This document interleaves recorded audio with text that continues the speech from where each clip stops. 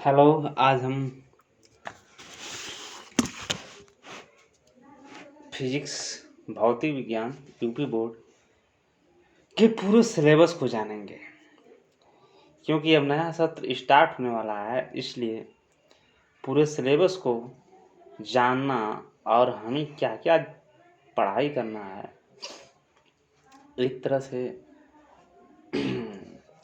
बहुत अच्छा होता है आगे की स्टडी तैयार करने में। इसलिए हम एक तरह से सिंपल भाषा में अपने पूरे सिलेबस को समझेंगे और मालूम करेंगे, जानेंगे कि हम लोगों को क्या क्या पढ़ना होगा।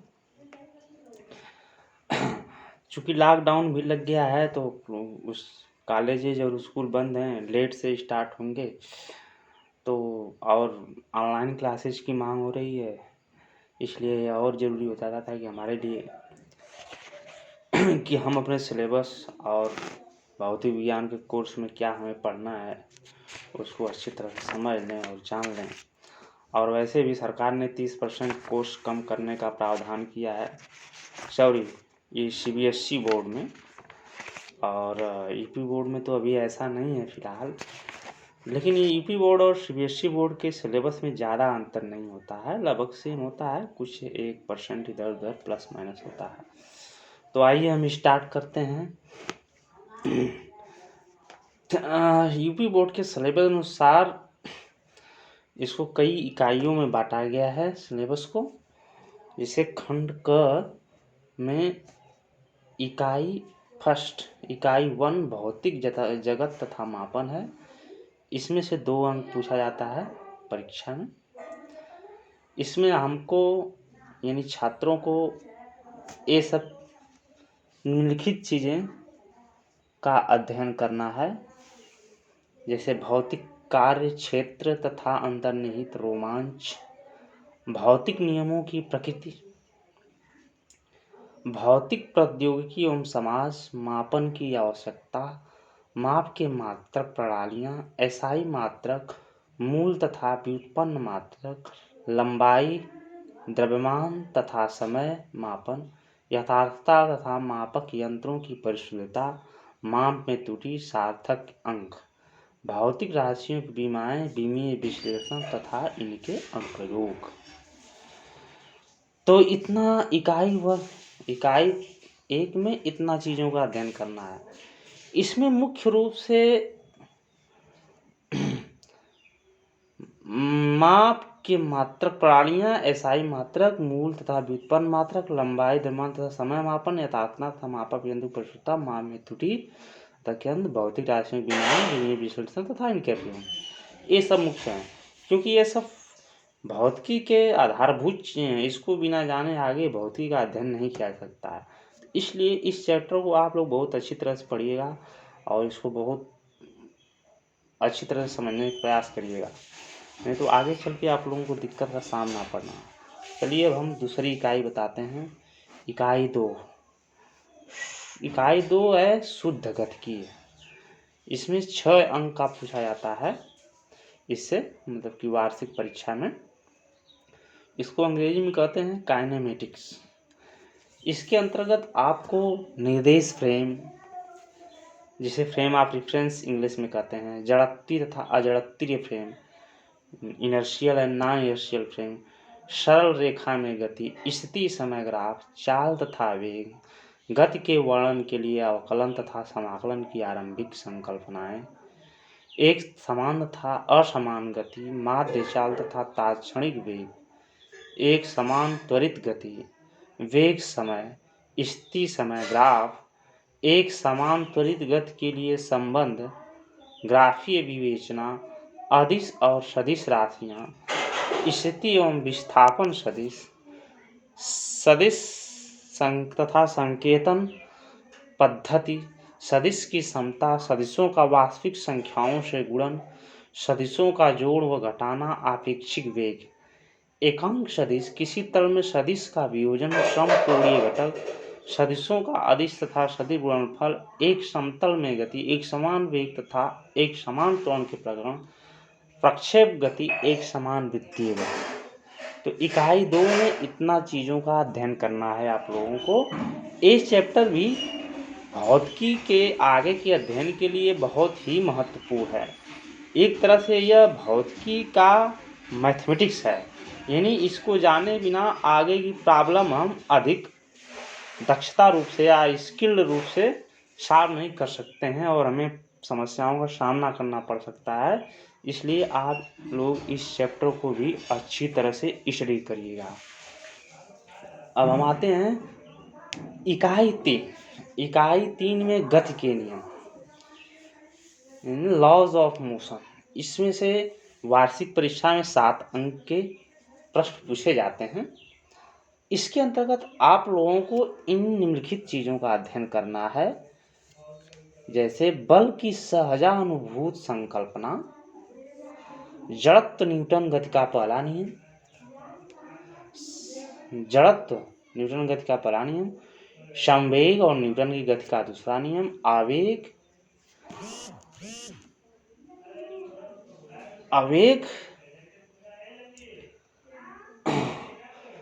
न्यूटन की गति का दूसरा नियम, न्यूटन का गति का तृतीय नियम, रेखीय संवेग संरक्षण नियम तथा इसके अनुप्रयोग, संगामी बलों का संतुलन, स्थैतिक तथा गतिक घर्षण के नियम, लोटनी घर्षण, रोलिंग फ्रिक्शन, एक समान वृत्तीय गति की अभिकेंद्र बल, वृत्तीय गति के उदाहरण, समतल वृत्ताकार सड़कों पर वाहन, ढालू सड़कों पर वाहन।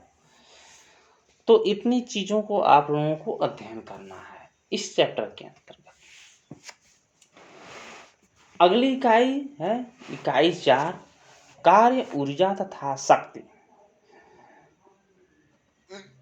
इसमें भी वार्षिक परीक्षा में 7 अंक के प्रश्न पूछे जाते हैं। इसके अंतर्गत निम्नलिखित चीजों का अध्ययन करना है आप लोगों को, नियत बल तथा परिवर्ती बल द्वारा किया गया कार्य, गतिज ऊर्जा, कार्य ऊर्जा प्रमेय, शक्ति, स्थिर ऊर्जा की धारणा, कमाने की स्थितिज ऊर्जा, संरक्षी बल, यांत्रिक ऊर्जा का संरक्षण, गतित्व तथा स्थिर ऊर्जाएं, असंरक्षी बल, एक व द्विमीय तल में अप्रत्यास्थ संघट, ऊर्ध्वाधर वृत्त में गति। ये इकाई एक तरह से व्यवहार में या दैनिक जीवन में या आसपास चीजों में अधिकतर यूज होती हैं, ऊर्जा के संदर्भ में, शक्ति के संदर्भ में।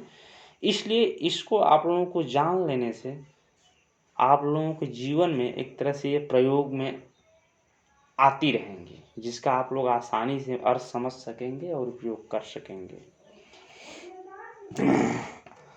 अगली इकाई है इकाई 5। इससे भी परीक्षा में 7 अंक के प्रश्न पूछे जाते हैं। इस इकाई का नाम है दृढ़ पिंड तथा कणों के निकाय की गति। इसके अंतर्गत आप लोग को निम्नलिखित चीजों का अध्ययन करना है, द्विकण निकाय की संगति केंद्र, जिसे हम सेंटर ऑफ मास भी कहते हैं, संवेग संरक्षण तथा संगत केंद्र गति, दृढ़ पिंड का संगत केंद्र, एक समान छड़ का संगत केंद्र, बल का आघूर्ण, बल आघूर्ण, कोणीय संवेग संरक्षण, कुछ उदाहरणों सहित, दृढ़ पिंडों का संतुलन, दृढ़ पिंडों की घूर्णी गति तथा घूर्णी गति के समीकरण, रैखिक तथा घूर्णी गतियों की तुलना, जड़त्व आघूर्ण, घूर्णन त्रिज्या, सरल ज्यामितीय पिंडों के जड़त्व आघूर्णों के मान, समानांतर अक्ष तथा लंबवत अक्ष प्रमेयों के प्रार्थन तथा इनके प्रयोग। तो इसके अंतर्गत आप लोगों को इतनी सारी चीज़ों का अध्ययन करना है। ये चैप्टर भी आगे की प्रतियोगिक परीक्षाओं में के लिए बहुत उपयोगी है, तो इसको आप लोग अच्छी तरह से स्टडी करिएगा और उसके प्रॉब्लम अधिक से अधिक सॉल्व करिएगा। अब आते हैं इकाई 6 पर। इकाई 6 गुरुत्वाकर्षण। इससे भी वार्षिक परीक्षा में 6 अंक के प्रश्न पूछे जाते हैं। इसके अंतर्गत आप लोगों को निम्नलिखित चीज़ों का अध्ययन करना है, जैसे ग्रहीय गति के केपलर के नियम, गुरुत्वाकर्षण का सार्वत्रिक नियम, गुरुत्वीय त्वरण के मान में ऊंचाई, गहराई एवं पृथ्वी के घूर्णन कारण परिवर्तन, गुरुत्वीय स्थिर ऊर्जा, गुरुत्वीय विभव, पलायन वेग, उपग्रह का कक्षीय वेग, भूतुल्यकालीन उपग्रह। ये चैप्टर एक तरह से बहुत ही इम्पोर्टेंस है नॉलेज के रूप में और आगे की कक्षाओं के लिए भी हो सकता है। इंजीनियरिंग या उच्च कक्षाओं जैसे स्नातक वगैरह में कोई ऐसी ब्रांच लेता है तो उसमें इसकी खास मांग होती है, मतलब इसकी जानकारी अच्छी तरह से होनी चाहिए। तो इसलिए आप इसको अच्छी तरह से समझ लीजिएगा, जान लीजिएगा और न्यूमेरिकल सॉल्व कर लीजिएगा। ये बात हो गई खंड क में, यानी खंड क में इतनी सारी चीज़ों का आपको अध्ययन करना है। अब इसके बाद आता है खंड ख। खंड ख में आपको इकाई 1 स्थूल द्रव्य के गुण, पहली इकाई का नाम है स्थूल द्रव्य के गुण। इससे आपको वार्षिक परीक्षा में 10 अंक के प्रश्न पूछे जाते हैं। इसके अंतर्गत आप लोगों को निम्नलिखित चीज़ों का अध्ययन करना है, जैसे प्रत्यास्थ व्यवहार, प्रतिबल विकृति संबंध, हुक का नियम, यंग गुणांक, आयतन प्रत्यास्थता गुणांक, अपरूपण दृढ़ता गुणांक, पायसन अनुपात, प्रत्यास्थ ऊर्जा, तरल स्तंभ के कारण दाब, पास्कल का नियम तथा इसके अनुप्रयोग, द्रव चालित लिफ्ट तथा द्रव चालित ब्रेक, सरल दाब पर गुरुत्व का प्रभाव, श्यानता स्टोक्स का नियम, सीमांत वेग रेनॉल्ड्स धारा रहित का प्रचुत प्रभाव, क्रांतिक वेग बर्नौली का प्रमेय तथा इसके अनुप्रयोग, पृष्ठ ऊर्जा और पृष्ठ तनाव, संपर्क कोण तथा अधिक दाब अधिक पृष्ठ तनाव की धारणा का बूंदों बुलबुलों तथा केशिका क्रिया में अनुप्रयोग, उष्मा ताप तापीय प्रसार, ठोस द्रव व गैस का तापीय प्रसार, समतापीय प्रगम, रुद्धोष्मा संगत प्रसार और इसका प्रभाव, विशिष्ट उष्माधारिता, कैलोरीमिति, अवस्था परिवर्तन, विशिष्ट गुप्त उष्माधारिता, उष्मा स्थानांतरण,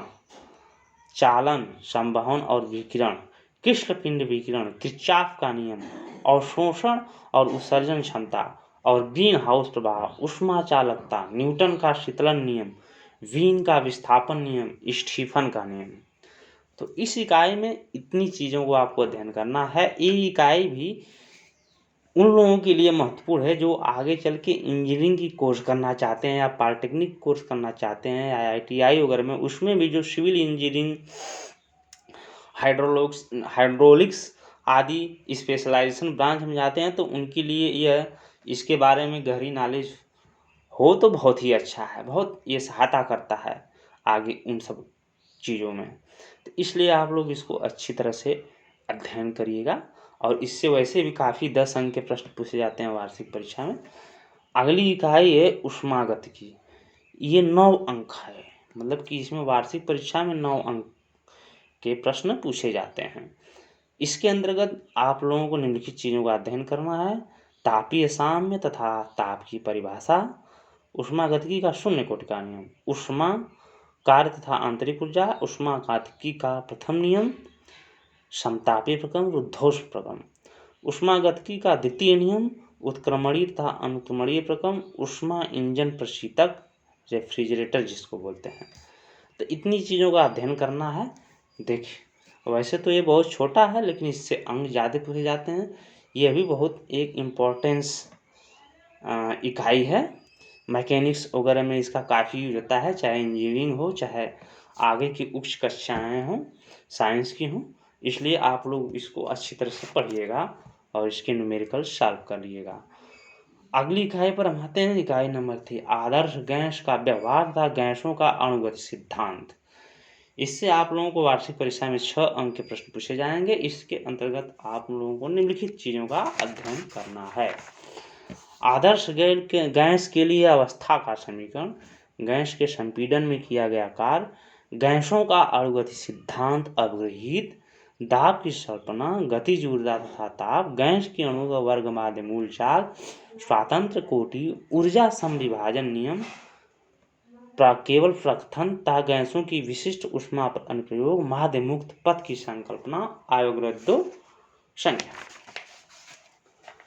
तो इसके अंतर्गत आप लोगों को इतनी सारी चीज़ों का अध्ययन करना है। ये इकाई सैद्धांतिक रूप से बड़ी महत्वपूर्ण है। इसका महत्व सिर्फ इसलिए है कि इसके सिद्धांतों से अन्य चीज़ों को समझा जाता है। इसको आधार बना के अन्य चीज़ों की व्याख्या की जाती है। इसी के आधार पर ऊष्मागतिकीय, द्रव्य के गुण आदि का स्टडी और उन भौतिकी के उन ब्रांचों का अध्ययन किया जाता है। इसलिए इसके सिद्धांतों को अच्छी तरह समझना, अच्छी तरह जानना आप लोगों के लिए आवश्यक है। इसलिए इसको आप अच्छी तरह से समझिएगा, पढ़िएगा और इसके न्यूमेरिकल सॉल्व कर लीजिएगा अधिक से अधिक। अगला चैप्टर है इकाई 4 दोलन तथा तरंगे। इससे 10 अंक के वार्षिक परीक्षा में प्रश्न आते हैं। इसके अंतर्गत आप लोगों को निम्नलिखित चीजों का अध्ययन करना है। आवर्ती गति, आवर्तकाल, आवृत्ति, समय के फलन के रूप में विस्थापन, आवर्तीय फलन, सरल आवर्त गति तथा इसका समीकरण, कला, कमानी के दोलन, प्रत्यानयन बल तथा बल स्थिरांक, एसएचएम में ऊर्जा गतिज तथा स्थिर ऊर्जाएं, सरल लोलक, इसके आवर्तकाल के लिए व्यंजक की व्युत्पत्ति, मुक्त अवमंदित तथा प्रबोधित दोलन, केवल गुणात्मक धारणा, अनुनाद, तरंग गति, अनुदैर्ध्य तथा अनुप्रस्थ तरंगे, तरंग गति की 4, प्रगामी तरंग के लिए विस्थापन संबंध, तरंगों के अध्यारोपण का सिद्धांत, तरंगों का परावर्तन, दूरियों तथा पाइपों में प्रगामी तरंगे, मूल विधा तथा गुणवृत्तियां जिसे फंडामेंटल मोड एंड हार्मोनिक्स भी कहा जाता है, विस्पंद, डॉपलर प्रभाव। यह इकाई फिजिक्स की एक महत्वपूर्ण क्षेत्र के अंतर्गत आती है। बहुत सारी चीजें इसी इकाई पर घटित होती हैं, बहुत सारी घटनाएं, इसलिए आप लोगों को इसको समझना, पढ़ना आवश्यक है। आगे चल के इनका भी यूज होता है। इसका यूज तो मेडिकल साइंस में भी होता है, इंजीनियरिंग में भी होता है और साइंस की आगे पढ़ाइयों में भी होता है। इसलिए आपको इसको जानना जरूरी है। इसलिए आप लोग इसको भी अच्छी तरह से अध्ययन करिएगा। वैसे भी वार्षिक परीक्षा में इससे 10 अंक के प्रश्न पूछे जाते हैं। तो ये रह गई सिलेबस। कक्षा 11 में यूपी बोर्ड के सिलेबस में आपको भौतिक विज्ञान में बस इतना ही सिलेबस है। ये हमने सिलेबस को डिस्कस किया, विषय सूची को नहीं। विषय सूची मतलब हर चैप्टर में क्या क्या लिखा है, क्या क्या पढ़ना है, क्या हेडिंग है, वो अलग चीज होता है। लेकिन माध्यमिक शिक्षा परिषद उत्तर प्रदेश के सिलेबस में मतलब आपके प्रश्न पत्र में कहाँ से प्रश्न पूछे जाएंगे, किस किस से, उसके बारे में हमने बताया। इसके अलावा चैप्टर में इस सिलेबस से एक्स्ट्रा भी दिया होगा, लेकिन उससे आप लोगों को प्रश्न नहीं पूछा जाएगा। प्रश्न सिर्फ इतने में से ही पूछा जाएगा। अब हम बात करते हैं, जैसे इसमें खंड क और खंड ख है। तो अब जैसे इसमें जैसे खंड क आधे साल के बाद पढ़ाने के बाद खंड क के सारे प्रश्न अर्धवार्षिक परीक्षा में पूछ लिए जा सकते हैं। फिर खंड ख के वर्ष के अंत में होने वाली परीक्षा में सिर्फ प्रश्न पूछे जाए या फिर वर्ष के अंत में दोनों मिलाकर पूछे जाए, वो उसके ऊपर निर्भर करता है। जनरली अब इस तरह होता है कि खंड का आधे वर्ष में और खंड ख का वर्ष के अंत में लिया जाता है। तो इसको आप लोग कंफ्यूज मत होइएगा, इसको मैं बता देता हूँ। टोटल वार्षिक परीक्षा में 70 अंकों का प्रश्न पत्र आता है और 30 अंक की प्रयोगात्मक परीक्षा होती है। ठीक है, प्रयोगात्मक परीक्षा का जो सिलेबस है मतलब उसमें आप लोगों को क्या करना है, मैं दूसरी वीडियो में उसको डिस्कस कर दूंगा। और ये रही यूपी बोर्ड के सिलेबस के बाद इसी तरह से हम सीबीएसई बोर्ड यानी CBS central board of secondary education का सिलेबस में क्या पढ़ना है इंग्लिश में, उसको हम एक दिन एक्सप्लेन कर देंगे।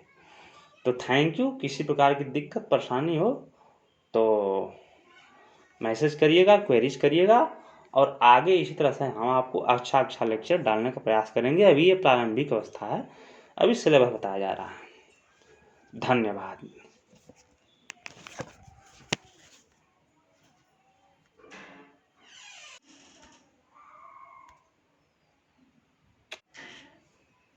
हाँ।